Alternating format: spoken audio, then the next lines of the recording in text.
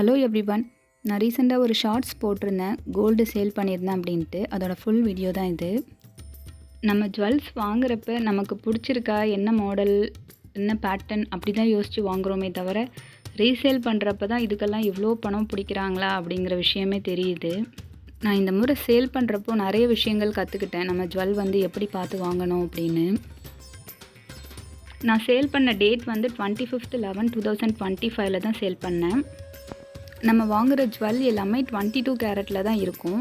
அது ஆக்சுவலாக 916 மீனிங்கும் எனக்கு இப்போ தான் தெரிஞ்சிச்சு. 916னால் நல்ல ஜுவல்னு மட்டும்தான் தெரியும் இது வரைக்கும். நம்ம இப்போ ஒரு பவுனுக்கு நகை எடுக்கிறோம் அப்படின்னா அதில் 91.6% மட்டும்தான் வந்து கோல்டு இருக்கும். மீதி இருக்க 8.4%க்கு வந்து காப்பர், செம்பு அந்த மாதிரி அதர் மெட்டீரியல்ஸ் வந்து வச்சுருப்பாங்க. ஆனால் நம்ம எல்லா கடையிலையும் வாங்குகிறப்போ அதோட வெயிட் இன்ட்டு அன்றைக்கி ரேட், அப்புறம் டேக்ஸ், வேஸ்டேஜு எல்லாத்தையும் ஆட் பண்ணி தான் நமக்கு ரேட் போடுறாங்க. ஆனால் அதை நம்ம ரீசேல்னு பண்ணுறப்போ நகை கடையிலெல்லாம் 3% வந்து மைனஸ் பண்ணிக்கிறாங்க. இப்போ நான் ஜிஆர்டி நிறைய கடையில் கேட்டேன், 3% கிட்ட மைனஸ் பண்ணிப்போம் அப்படின்னு சொன்னாங்க. அப்புறம் நான் ப்ரைவேட்டில் தான் ஒரு இடத்துல கொடுத்தேன். இதில் 3% மட்டும் இல்லை, ஸ்டோன் இருந்தால் அதுக்கு மைனஸ் பண்ணிப்பாங்க, அப்புறம் எனாமல் ஒர்க் இருந்தால் அதுக்கு மைனஸ் பண்ணிப்பாங்க, அப்புறம் அந்த ஜுவல்ஸோட பேட்டர்ன் எல்லாத்துக்கும் மைனஸ் பண்ணுறாங்க. நான் அது உங்களுக்கு போக போக சொல்கிறேன் அதோட இமேஜோட. வீடியோவை ஸ்கிப் பண்ணாமல் ஃபுல்லாக பாருங்கள், அப்போ தான் வந்து நல்ல டீட்டெயிலாக நான் என்ன சொல்கிறேன்னு புரியும். நான் சேல் பண்ண அன்றைக்கி கோல்டோட ரேட் வந்து 11,700 இருந்துச்சு.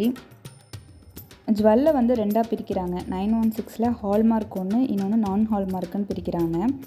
சில கடையில் வந்து நான் ஹால்மார்க் நம்ம 916ன்னு கேட்டு வாங்குகிறோம், ஆனால் அது ஹால்மார்க் இல்லாமல் சில கடையில் எப்படியோ கொடுத்துட்றாங்க. இதெல்லாம் ஆக்சுவலாக நான் முன்னாடி வாங்கின ஜுவல்ஸ் இது.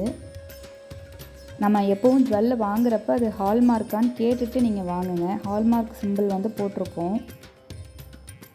நகையை எடுக்கிறப்பவும் அவங்க ஹால்மார்க் ஒரு ரேட்டுக்கும் நான் ஹால்மார்க் ஒரு ரேட்டுக்கும் தான் எடுக்கிறாங்க. நான் நிறைய பொருள் வந்து சேல் பண்ணேன், அதோட வெயிட்டில் அந்த போட்டிருக்கு.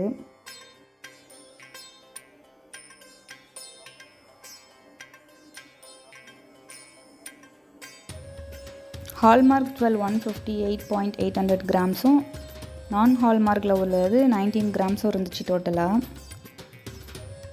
நான் ஆக்சுவலாக இவ்வளோ ஜுவல் வைப்பேன்னு நினச்சே பார்க்கல. நான் கொஞ்சமாக தான் சேல் பண்ணலான்னு இருந்தேன், ஆனால் கொஞ்சம் பணம் தேவைப்பட்டதுனால வேறு வழி இல்லை. நாங்கள் ஆக்சுவலாக ஒரு இடம் வாங்கியிருக்கோம், அதனால தான் நான் இப்போ ஜுவல் வந்து சேல் பண்ணேன். நம்ம ஜுவல் வந்து பேங்க்கில் அடகு வச்சுருந்தாலுமே அங்கே வந்து பணம் கொடுத்து நகையை மீட்டுட்டு அதுக்கப்புறம் எடுத்துக்கிறாங்க.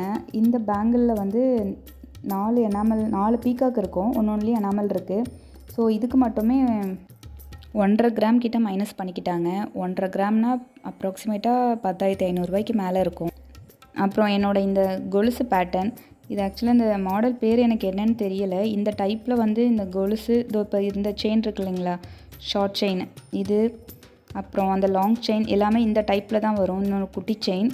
ஸோ இதுவுமே கொஞ்சம் நிறைய கட்டோருக்கு இருக்கிறதுனால டஸ்ட்டு நிறையா இருக்கும் அப்படின்ட்டு இதுக்குமே கொஞ்சம் நிறையாவே மைனஸ் பண்ணிக்கிட்டாங்க.